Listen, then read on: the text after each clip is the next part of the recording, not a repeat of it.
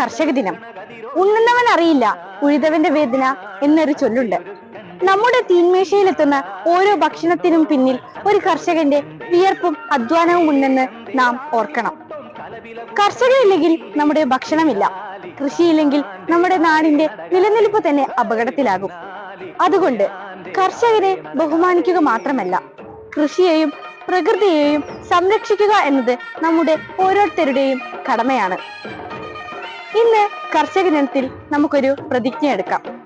ഭക്ഷണം പാഴാക്കില്ല, മണ്ണിനെ മലിനമാക്കില്ല, കൃഷിയെ പ്രോത്സാഹിപ്പിക്കും, കർഷകനെ ബഹുമാനിക്കും. ഈ എല്ലാവർക്കും ഹൃദയം നിറഞ്ഞ കർഷക ദിനാശംസകൾ.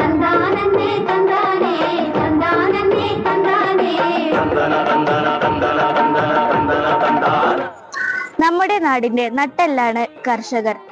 നാം ഓരോ ദിവസവും കഴിക്കുന്ന ഓരോ അരിമണിയുടെയും പിന്നിൽ ഒരു കർഷകന്റെ അധ്വാനമുണ്ട്. വെയിലും മഴയും വകവെക്കാതെ മണ്ണിൽ പണിയെടുക്കുന്ന കർഷകർ നമുക്കായി ഭക്ഷണം ഉൽപ്പാദിപ്പിക്കുന്നു.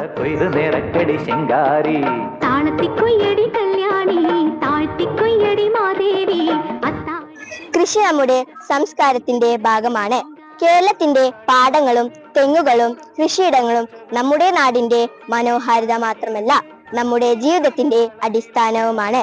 ഇന്ന് ശാസ്ത്രവും സാങ്കേതിക വിദ്യയും വളർന്നിട്ടും കൃഷിയുടെ പ്രാധാന്യം കുറഞ്ഞിട്ടില്ല. മറിച്ച് സുരക്ഷിതമായ ഭക്ഷണത്തിനും പ്രകൃതി സംരക്ഷണത്തിനും കൃഷി കൂടുതൽ പ്രധാനപ്പെട്ടിരിക്കുന്നു.